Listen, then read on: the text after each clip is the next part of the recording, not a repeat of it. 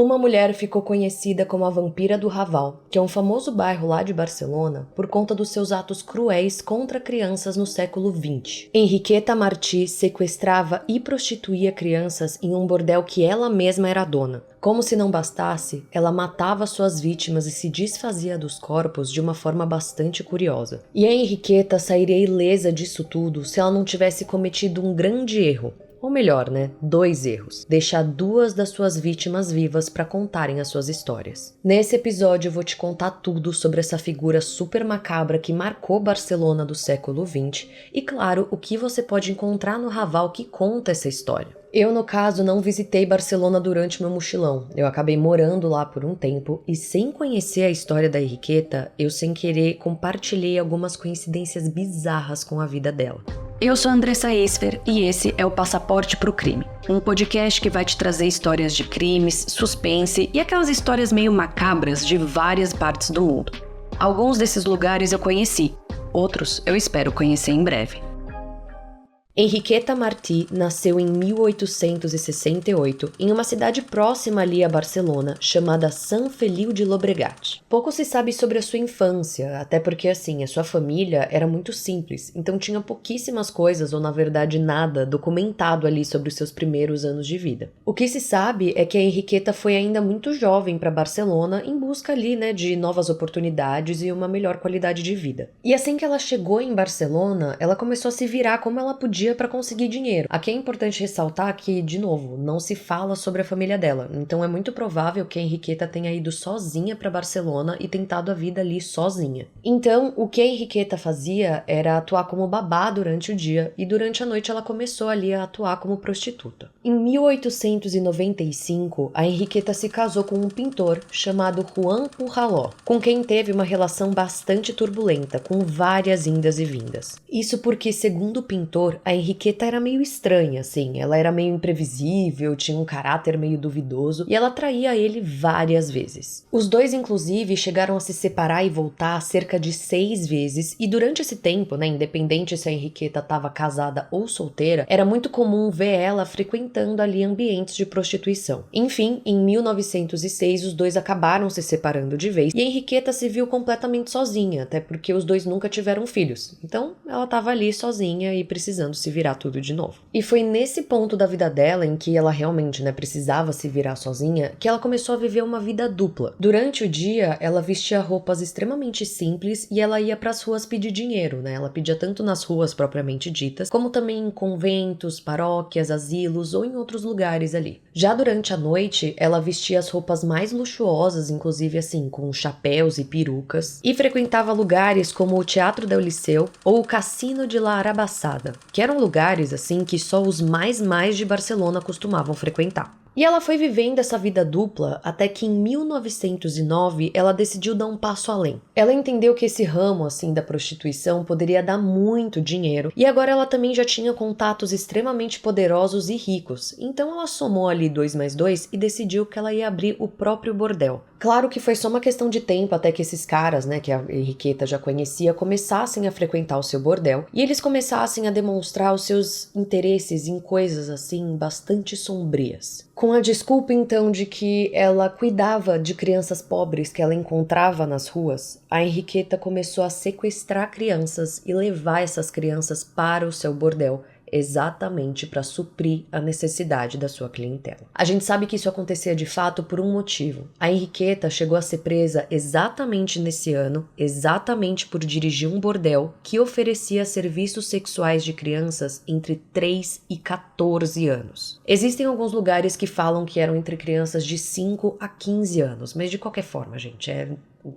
enfim. Seja como for, ela foi presa junto de um cara que não tem o seu nome citado, mas que era de uma família assim muito rica e muito poderosa ali de Barcelona. E os dois, eles conseguiram fugir das acusações exatamente pela rede de contato que eles tinham. No caso, existe boato de que pessoas ali nos cargos mais elevados da justiça de Barcelona eram simplesmente clientes do bordel da Enriqueta. Então, digamos que eles deixaram o caso dela passar meio debaixo dos panos, foram adiando ali o julgamento dia após dia, dia, mês após mês, ano após ano, até que o caso realmente assim caiu no esquecimento. E nisso a Henriqueta então seguiu livre pelas ruas de Barcelona, vivendo a sua vida dupla. Durante o dia ela pedia dinheiro, durante a noite ela dirigia um bordel que tinha ali crianças trabalhando. Só que no meio disso tudo, como se a história já não fosse bizarra o suficiente, ela acrescentou mais uma profissão no seu currículo: a de curandeira. A Henriqueta então oferecia pomadas, poções e o que mais estivesse disponível ali na farmácia daquela época para os seus clientes. Ela prometia a cura para tuberculose, mas também para outras doenças que estavam rolando ali na Europa do século XX, principalmente, claro, na Espanha.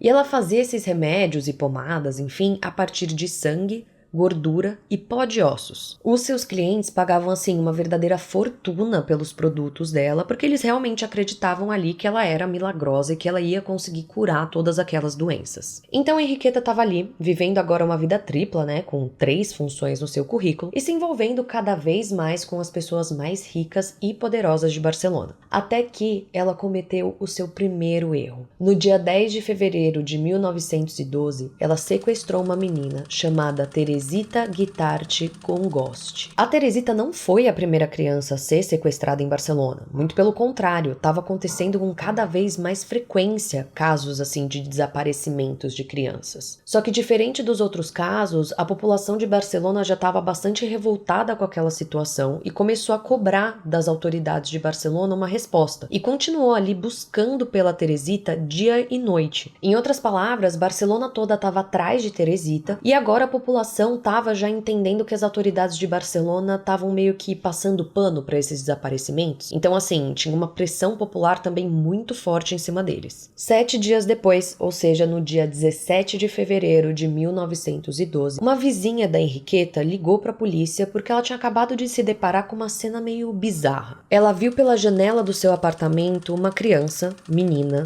novinha, de cabelos raspados, na varanda da Henriqueta, que dava assim para a parte de dentro do prédio.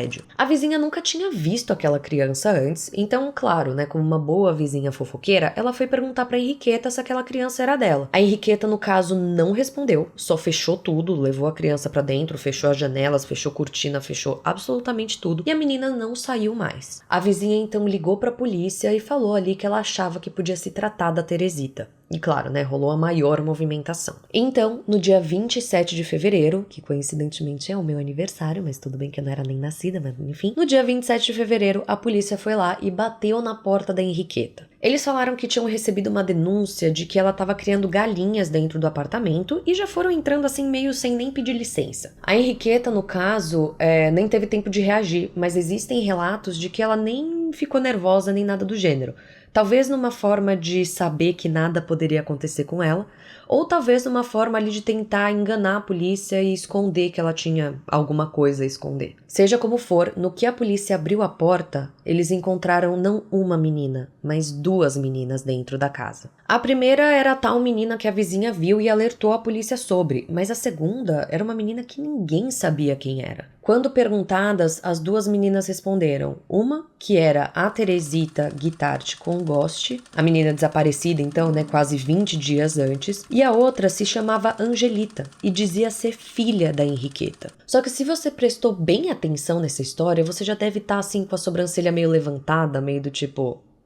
Tem caroço nesse angu, mas caso você não tenha reparado em nada, fica tranquilo que eu já vou te explicar. Pois bem, a Teresita ela foi a primeira criança a ser interrogada, e ela contou que ela estava com a mãe na rua enquanto a mãe estava conversando com uma vizinha. Ela se afastou um pouco da mãe, assim, para brincar na rua ali perto, e viu a Henriqueta que começou a chamar ela e começou a oferecer doces para ela. A Teresita então deu a mão ali para Henriqueta e foi com ela atrás desses doces que ela estava prometendo. Só que no que a Teresita percebeu que ela estava se afastando muito da mãe, ela começou a ficar assustada e começou a pedir pra Henriqueta pra voltar. Só que aí já era, enfim, né, tarde demais. A Henriqueta simplesmente cobriu o rosto dela com um pano preto e levou ela à força pro seu apartamento. Assim que as 2 chegaram no apartamento, a Henriqueta simplesmente cortou o cabelo da menina, disse que agora ela se chamava Felicidade e que, na verdade, assim, ela não tinha pais, que a sua mãe agora, sua madrasta, na verdade, era a Henriqueta. A Teresita ainda contou pra polícia que a Henriqueta nunca bateu nela, nunca agrediu ela, mas que alimentava ela muito mal, assim, com batatas e pães amanhecidos. Além disso, ela também contou que a Henriqueta só beliscava ela quando ela tentava ver alguma coisa pela janela ou quando ela saía estaria exatamente ali na varanda. Ela disse ainda que a Henriqueta costumava deixar ela muito sozinha com a outra menina, né, com a Angelita,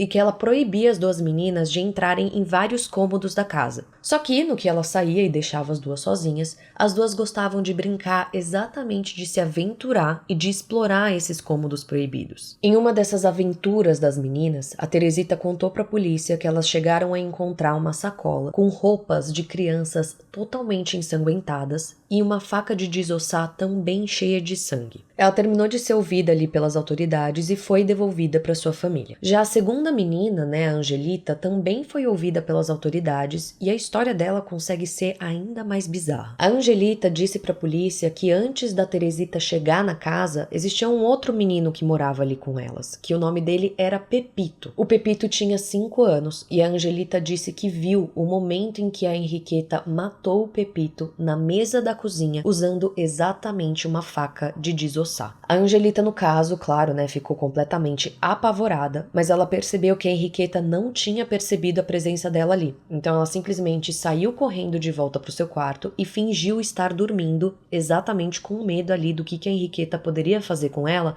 se descobrisse que ela presenciou aquilo tudo. A Henriqueta, claro, né, foi questionada sobre esse tal Pepito, e ela disse que sim, que ela estava cuidando de um menino de 5 anos, chamado Pepito, que a própria família tinha entregado o Pepito a ela, pedindo que ela cuidasse dessa criança, só que o Pepito ficou doente, então ela simplesmente levou o Pepito de volta para a família e fim, simples assim. Essa, inclusive, era a mesma versão que ela tinha contado para sua vizinha fofoqueira, que também tinha questionado ali onde estava o Pepito, porque afinal de contas, ela tinha visto a criança e a criança simplesmente desapareceu dias depois. Mas de volta a Angelita e o seu depoimento, afinal de contas, quem era ela? Pois bem, nem ela mesma sabia. Isso porque ela não sabia o seu sobrenome, mas ela afirmava, assim, de pé junto, que ela era filha da Henriqueta e que seu pai se chamava Juan, mas que ela nunca tinha conhecido ele. Se você lembra, de fato, a Henriqueta foi casada com um cara chamado Juan Pujoló, mas a sobrancelha levanta aqui porque os dois nunca tiveram filhos. E é aqui que o caso começa a ficar mais interessante ainda, porque o Juan, ele simplesmente viu nos jornais tudo o que estava acontecendo e ele mesmo procurou a polícia para contar a sua versão do caso. Aqui é importante saber que a Henriqueta, ela estava usando um outro sobrenome, ela não estava usando o sobrenome Martí. Então, assim, a polícia, ela estava realmente ali fazendo tudo e mais um pouquinho para juntar as peças do quebra-cabeça. E aí foi quando o Juan apareceu e começou a explicar tudo o que estava rolando. Ele então reconheceu a própria esposa, expôs o seu verdadeiro sobrenome e começou ali a ajudar a polícia a ligar os pontinhos. O Juan então contou que ele tinha se separado da Henriqueta já fazia ali uns 5 anos e que eles nunca tiveram filhos, então que assim, ele não fazia a menor ideia de quem era a Angelita. Mas ele contou também que teve uma certa vez que a Henriqueta enganou ele com uma gravidez falsa e com um parto falso. A polícia então decidiu fazer um exame ali na Henriqueta que constatou que, assim, realmente ela nunca tinha dado à luz. Então ela foi colocada contra a parede e tava todo mundo querendo saber quem era a Angelita. A Henriqueta eventualmente acabou cedendo e contou finalmente que a Angelita, na verdade, era filha da sua cunhada. Ou seja, da irmã do Juan. A Maria Pujoló, então, que era exatamente a irmã do Juan, tinha engravidado e estava ali no meio do parto tendo uma menina. A Henriqueta estava ali ajudando a Maria a ter, né, essa criança. E ela simplesmente falou para a cunhada que a criança tinha nascido morta, quando na verdade não. Ela pegou a criança para si e começou a criar como se fosse a sua própria filha. Isso tudo já era o suficiente para a polícia, né, que claro, manteve ali a Henriqueta presa quando foi fazer uma segunda inspeção pelo apartamento dela, na Carrer Poném 29. Nesse segundo momento, a polícia finalmente encontrou aquela sacola, né, cheia de roupas de crianças manchadas de sangue, com o facão e tudo mais que as meninas tinham comentado. Mas não foi só isso. A polícia encontrou simplesmente uma outra sacola também com roupas de crianças, assim, ensanguentadas, mas que no fundo dessa sacola tinha cerca de 30 ossos, assim, pequenininhos. Esses ossos pequenos eram humanos e eles tinham marcas de exposição ao fogo. A polícia também encontrou um outro quarto que chamou muito a atenção, porque era um quarto extremamente bem decorado, cheio de armários, assim, com roupas de crianças, né, super bonitinhas e super bem feitinhas, super, né, elegantes e tudo mais, no meio de uma casa ali que tava, na verdade, caindo aos pedaços. Em outras palavras, existe o boato, né, que aquele quarto em questão era exatamente para onde Henriqueta levava as crianças num primeiro momento, assim, acho que numa forma de tranquilizar as crianças e de falar, olha, tá tudo bem, agora eu sou a sua nova mãe e você vai ser bem tratada. Então ela colocava as crianças nesse quarto extremamente bonitinho, mas o resto da casa cheirava muito mal e tava assim, literalmente caindo aos pedaços. E a polícia seguiu fuçando o apartamento da Henriqueta até que eles se depararam com um quarto que estava trancado. É claro que eles arrombaram a porta, mas eles ficaram simplesmente em choque com o que eles encontraram lá dentro. Nesse quarto em questão tinham pelo menos 50 potes e bacias com restos humanos. Gordura, sangue coagulado, cabelo, ossos, pó de ossos, vísceras e do lado disso tudo, potes com poções, cremes, pomadas e o que mais ela tivesse vendendo como curandeira. A polícia então já começou a sacar o que estava acontecendo ali, mas ainda tinha uma prova mais concreta. Aquela gordura, aquele sangue, aqueles ossos e o cabelo, eles eram muito recentes. E assim, das roupas que a polícia encontrou sujas de sangue, a mais recente delas era uma roupa de um menino de aproximadamente 5 anos. Aqueles então eram os restos do Pepito. A polícia então já tinha ali todas as provas que precisava e conseguiu encontrar a família do Pepito algum tempo depois. A família alegou que nunca entregou a criança para Henriqueta, muito pelo contrário, que o Pepito simplesmente sumiu da noite pro dia, exatamente sequestrado ali pela Henriqueta, que fez com ele o que ela fazia com todas as suas vítimas. Sequestrou,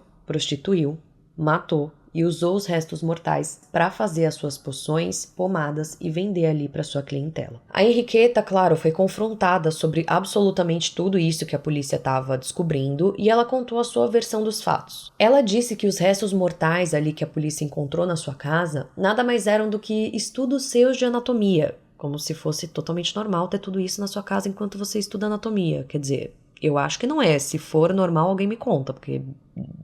Tá, mas enfim. Mas logo ela não aguentou, assim, a pressão que a polícia estava fazendo e contou que sim, que ela fazia suas poções e tudo mais a partir de restos mortais de crianças. E ela passou a justificar esses remédios, assim, falando que realmente eram poções milagrosas e que, afinal de contas, assim, era comprado pelos bambambãs de Barcelona. Então, do tipo, cara, eu sei o que eu estou fazendo porque eu faço remédio pra galera mais top de Barcelona. Então, assim, não é que eu estou maluca. Enfim. Ela foi literalmente falando e entregando absolutamente tudo que ela fazia. Só que na hora de citar os nomes dos seus clientes, ela simplesmente se calou. Dentre as coisas que ela falou, né, que ela contou, ela acabou mencionando outros lugares que ela já tinha morado, outros apartamentos em que ela já tinha morado, e o que ela costumava fazer nesses apartamentos. Então, assim, foi só uma questão de tempo para a polícia ir lá investigar esses outros locais. Nesses apartamentos, a polícia encontrou paredes falsas com potes com restos mortais humanos,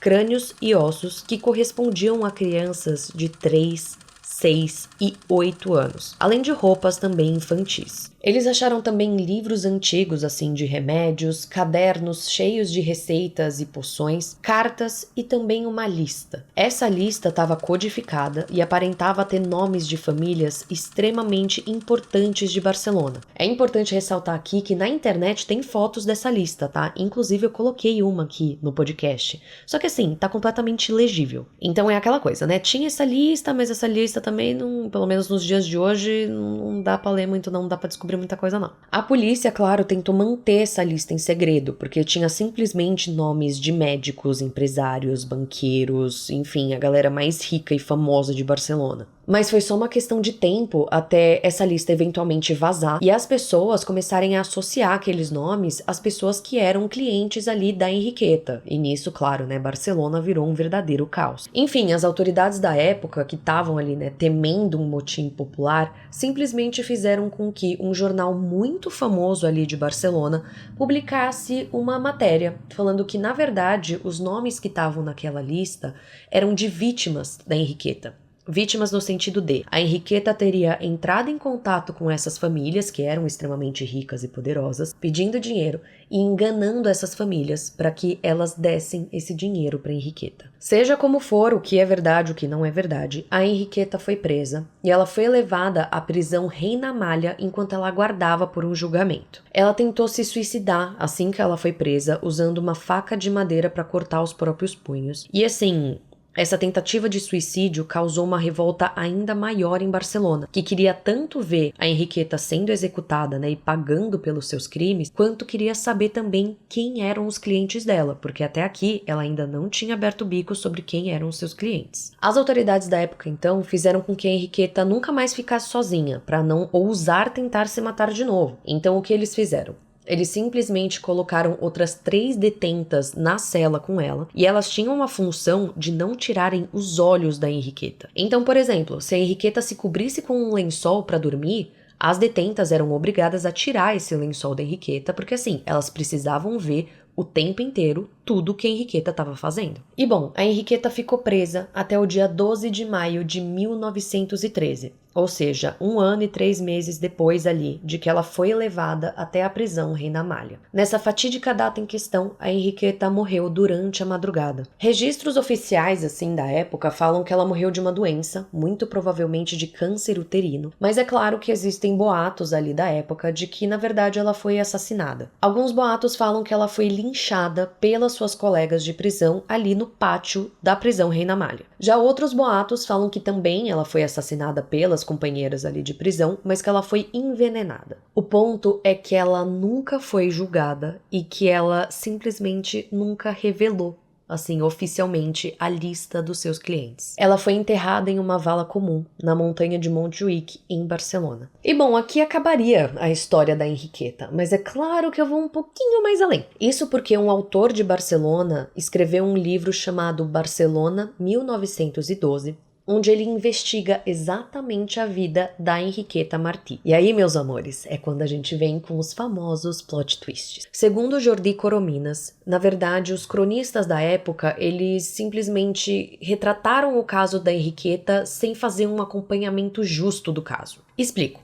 Ele comenta que esses cronistas, eles ficaram muito presos nos acontecimentos, assim, chocantes, que estavam saindo na mídia com relação à Henriqueta. Então, tudo que eles descobriam do tipo, a Henriqueta matava crianças, a Henriqueta fazia remédios a partir dos restos mortais de crianças, enfim. Que eles estavam tão preocupados com isso e tão horrorizados com isso, que eles simplesmente não faziam um acompanhamento da investigação e não investigavam por conta própria ali pra ver se isso era verdade. E segundo ele, a Henriqueta teve sim um filho que morreu aos 10 meses de idade, e esse acontecimento teria marcado muito a vida dela, assim, ela teria sofrido muito com a morte do seu filho. Segundo ele, então, a Henriqueta era uma mulher marcada ali por esse acontecimento trágico na sua vida, que teria desenvolvido algum distúrbio mental e que teria sido o motivo pelo qual ela sequestrou Teresita e Angelita. Em outras palavras, ele confirma, que houve esse sequestro, mas ele defende que a Henriqueta, na verdade, era uma mulher que estava ali passando por muitas dificuldades e que tinha alguma questão mental que levou ela a cometer esses sequestros. E ele vai mais além, tá? Para ele, a Henriqueta, na verdade, era só um bode expiatório de tudo que estava acontecendo em Barcelona naquela época. Quer dizer, em Barcelona, de fato, estava acontecendo muitos casos de desaparecimento de crianças, mas também muitos escândalos de abusos sexuais envolvendo crianças. Então, pro Jordi,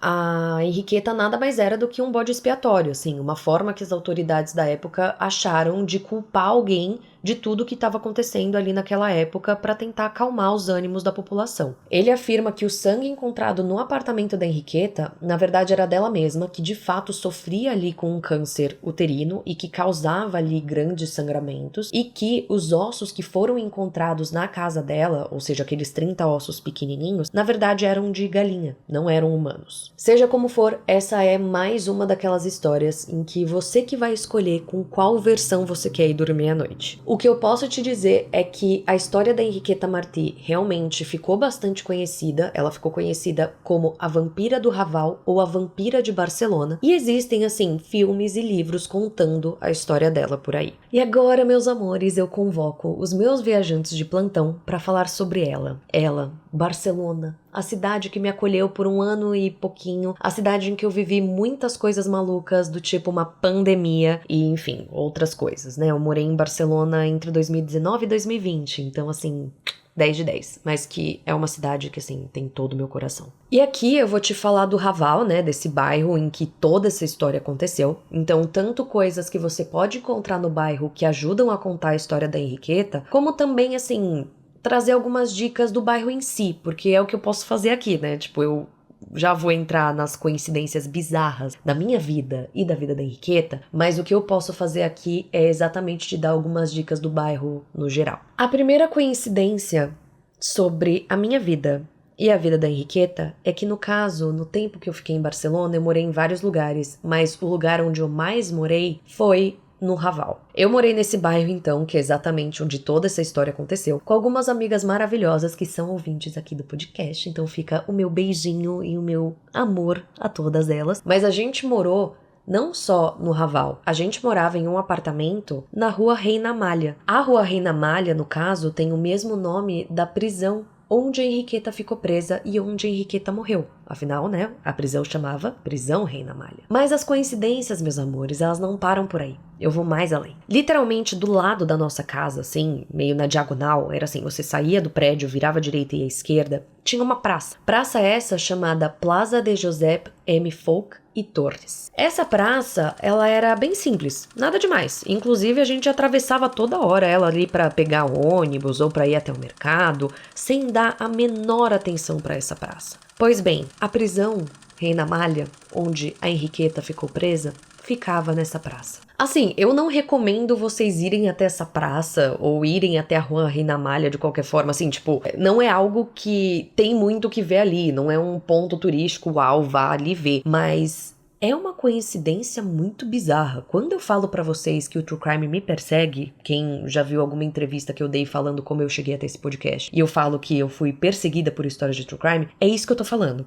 Quer dizer, por muitos meses eu morei simplesmente na esquina da prisão, onde era a prisão, onde a Henriqueta ficou presa. Mas não só a Henriqueta, tá? Essa prisão aí tem umas histórias bem bizarras. Então, assim, por meses, inclusive a janela do meu quarto dava para a praça. Ou seja, assim, é uma coincidência muito bizarra pra mim. Eu confesso que eu fiquei em completo choque quando eu me toquei disso. Mas enfim, claro, a prisão não tá mais lá. Hoje, como eu comentei, é essa praça. E é uma praça que não tem muito, assim, o que fazer. É uma praça simples, que tem ali uma quadra de basquete, tem uma escola ali, se eu não me engano, pelo que eu lembro, era uma escola ali em uma das laterais. E assim, realmente não recomendo você ir visitar essa praça, porque realmente é uma praça comum, assim, é uma praça bem simples. Mas claro, se você quiser pisar onde um dia foi essa prisão e ver se tem alguma coisa ali que fale da prisão Reina Amália, porque eu andei nessa praça por muitos meses e nunca vi, enfim, be my guest, vai lá, visita, me conta, me liga depois e fala, Andressa, pelo amor de Deus, tem uma placa aqui ou não tem, porque eu tô realmente muito curiosa, assim. Mas bom, bora voltar pra história da Henriqueta propriamente dita e bora dar dicas na ordem cronológica das coisas. A começar então pelo Teatro del Liceu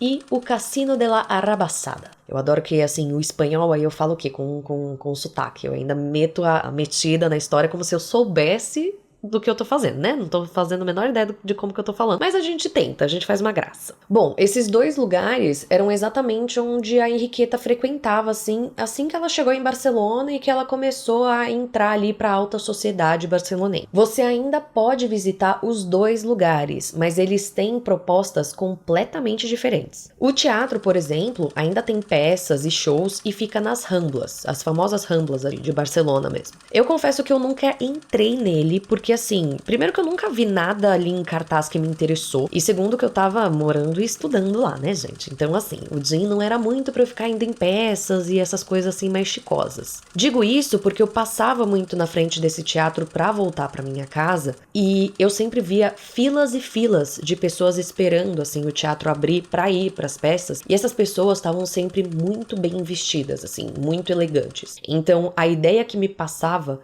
era que esse teatro realmente era um teatro, assim, pra você ver umas peças mais chicosas e uma coisa mais elegante, assim. Já o cassino, na verdade, ele não fica no bairro do Raval. Ele, na verdade, assim, fica um pouquinho mais afastado, perto de Tibidabo, que é um parque de diversões muito bacana, que você tem uma vista de cima, assim, de Barcelona, que é bem legal. O cassino, então, né, fica mais afastado. E ele, na verdade, foi demolido em 1940. Mesmo assim, sobraram ruínas ali. Então você consegue visitar e assim, reza a lenda que esse cassino, ele teve umas histórias bem bizarras. Talvez valha até um episódio sobre esse cassino. Então, sei lá, você pode ir lá visitar as ruínas e fazer um passeio bem creepy, assim, bem macabro. Acaba sendo realmente uma outra brisa visitar o cassino. Então você iria lá pra ver realmente uma coisa mais histórica, ruínas cheias de grafites e pichos, por exemplo. Diferente do teatro, que é uma coisa mais luxuosa e mais cultural. Aqui é importante ressaltar que você pode visitar só algumas partes das ruínas por conta própria, tá? Outras precisaria de uma autorização, porque as ruínas hoje fazem parte de um parque privado. Então, né, a gente não quer ninguém invadindo propriedade alheia, por favor, gente, visite só as partes que podem ser visitadas. Mas além desses dois, ainda, né, no bairro do Raval, daria pra falar dos lugares onde a Henriqueta morou, nas ruas e os números dos prédios onde a Henriqueta morou. O endereço mais famoso é a Carrer Poném 29, que foi, né, exatamente onde ela foi presa no dia 27 de fevereiro. Mas, no caso, a rua tá com um outro nome. Hoje, a rua se chama Carrer Joaquim Costa e o número segue ali o mesmo, né? No caso, você visitar esse apartamento não significa literalmente visitar o apartamento. Seria realmente passar na frente e ver o prédio onde ela viveu e onde ela foi presa. Porque até hoje é um prédio residencial como qualquer outro e não dá pra você simplesmente entrar no prédio residencial. E assim, eu já adianto que não vai ter nada ali que faça referência à Henriqueta nesse prédio, tá? É realmente ir até esse endereço, passar ali e falar: olha, aqui teve essa mulher que eu descobri a história por conta do passaporte pro crime. Então, assim, não esperem passar ali na porta e ter uma placa falando: aqui viveu Henriqueta Martí, a vampira de Barcelona, porque isso não vai ter, não. Tanto que esse nome, o nome dessa rua não me é estranho e eu tenho certeza que eu já devo ter passado nessa rua 1 milhão de vezes enquanto eu morava lá e assim, nunca me toquei. Como eu falei, gente, eu não sabia a história da Henriqueta enquanto eu morava em Barcelona e ainda bem, porque eu acho que se eu soubesse que eu morava do lado de onde era a prisão, eu não ia dormir à noite. Eu sou assim, de cagona com essas coisas de assombração, tipo, eu não ia conseguir dormir à noite. Mas assim, gente, na verdade, eu acho que se vocês forem pra Barcelona e tiverem o interesse de saber mais sobre a história da Henriqueta, eu acho que o mais recomendado é fazer um free walking tour. Isso porque eu tava pesquisando e eu me deparei com vários free walking tours que são pelo Raval. Primeiro que assim, o Raval por conta própria já vale muito a pena e eu já vou entrar nisso.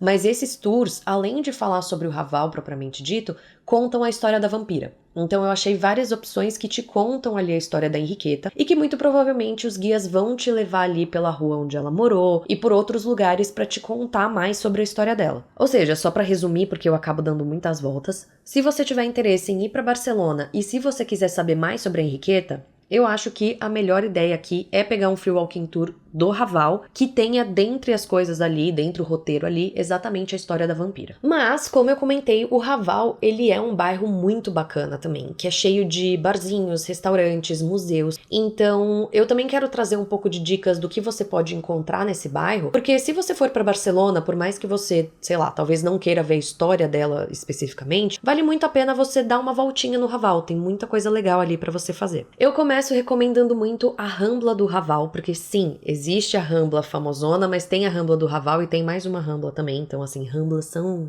algo em Barcelona. Mas eu começo falando sobre a Rambla do Raval, porque é um espaço muito gostoso, que tem muitos barzinhos, muitos cafezinhos, e tem também o gato do Botero. Então, sabe aquele gato? Você já deve ter visto uma foto, e se não, aqui no episódio tem uma foto pra você saber que gato eu tô falando. Enfim, esse gato fica na Rambla, e ele é, né, uma parada turística ali, que todo mundo vai ver, e em volta dele tem vários barzinhos, vários restaurantes, que você pode parar ali pra comer alguma coisa. E ali perto da Rambla do Raval fica exatamente a Rua Reina Malha, que foi onde eu morei, por isso que eu sei a proximidade das coisas. Então, claro, né, se você for visitar a Rambla do Raval e você quiser passar ali na Rua Reina Malha só pra ver onde é tudo, você tá ali do ladinho. Mas, para além da Rambla do Raval, tem também ali o MACBA e o CCCB, que são museus muito bacanas, que ficam todos ali meio perto. Isso tudo que eu tô te falando é no bairro do Raval, claramente, e fica relativamente perto ali uma coisa da outra. Esses museus têm exposições muito legais, assim, e eles têm um ambiente muito legal também. Eu acabo recomendando mais o CCCB do que o MACBA, porque o MACBA é uma parada um pouco mais abstrata, sim, que eu não sou muito fã. Mas no tempo que eu morei em Barcelona, eu fui em 2 exposições muito boas no CCCB, e vira e mexe eles têm umas exposições temporárias, assim, muito bacanas. Eu fui em uma de feminismo e outra eu fui de videogame, e cara, tipo, era a história do videogame, assim. E foram exposições muito legais, muito bem construídas, muito ricas, então assim, eu recomendo de olhos fechados. Eu também fui no MACBA, tá? E é isso, é que eu não sou muito fã de umas paradas mais abstratas, mas os meus amigos arquitetinhos, que moraram comigo lá em Barcelona, eram fissurados no MACBA, acho que mais pela estrutura dele. Então, se você tem interesse nisso, eu acho que não custa nada entrar lá e ver. Eu não lembro quanto que custou pra entrar, até porque eu era estudante, então eu acho que eu tinha desconto e afins. Então eu recomendo você procurar antes o valor do ingresso, que eu saiba, os 2 museus são pagos sim, e entender se faz sentido pro que você gostaria de ver. Se você curte essa coisa mais abstrata, se você não curte, se você curtiria ver a estrutura do prédio, se não, enfim, todas essas coisas. E por fim, mas não menos importante, no Raval fica também o bar, que eu sempre recomendo. Todo mundo que vem me pedir dica de Barcelona, o primeiro lugar que eu recomendo é esse bar, que chama Bar Central. Esse bar é simplesmente um bar e restaurante, né, que fica atrás de uma livraria. E assim, gente, é um jardim, que é a coisa mais gostosa do mundo, com luzinhas e tudo mais. E assim, comidas muito gostosas, bebidas muito gostosas. E de quebra ali você tá do lado da livraria, né? Quer dizer, eu tô tentando pensar na frente, atrás, enfim. Porque assim, o legal da livraria é que você consegue ficar lá passeando por essa livraria enquanto você ou espera a sua mesa, porque sim, fica cheio, ou, por exemplo, você tá saindo ali do restaurante e decide dar uma volta na livraria. Então, enfim, se você curte esse tipo de coisa, livros, esse bar/restaurante aí, nossa, eu recomendo muito. E a lista de recomendações, na verdade, poderia ser ainda muito maior. Só que aí eu acho que eu vou ter que fazer um episódio só pra falar de dicas de Barcelona, porque como eu morei lá, aí eu teria também que acionar os meus amigos que moraram lá e a gente teria que pensar numa lista gigantesca. Então assim, teria que ter um episódio só pra falar de Barcelona e só de dicas, sem história de true crime no meio. Como eu não acho que é o caso aqui, eu tenho uma proposta pra te fazer.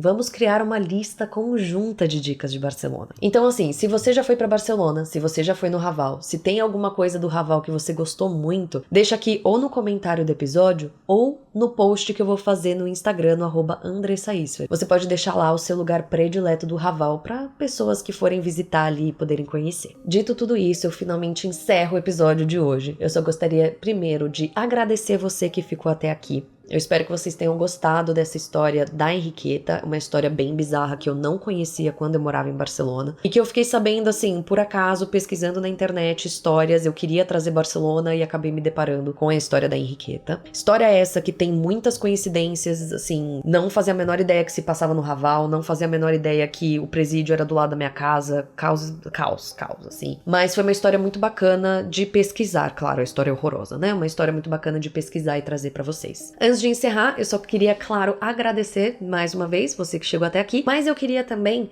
lembrar que o Passaporte pro Crime tá disponível em todas as plataformas de streaming, tem a versão em vídeo no Spotify e no YouTube, mas principalmente a gente está disponível na Orelo. Orelo, que é uma plataforma de streaming que remunera os podcasters a cada clique. Então, só de você ouvir os seus podcasts prediletos pela Orelo, isso já ajuda muitos criadores de conteúdo. Plataforma essa que também permite que você apoie os seus podcasters da forma que você quiser. Então, se você curte o Passaporte pro Crime, se você gostaria de me ajudar aí a manter esse projetinho que eu faço com tanto amor e tanto carinho, e faço só eu e um editor, então tudo que você vê aqui é feito na raça. Se você quiser ajudar, entra lá na Orelo, no perfil do Passaporte pro Crime e veja ali a forma que você quiser apoiar. Acho que é isso, acho que falei tudo, todos os recados. Não esquece de compartilhar esse episódio com alguém, né? Isso sempre me ajuda muito também. E agora eu te espero no próximo episódio para te contar alguma outra história de alguma outra parte do mundo. Um beijo e até lá!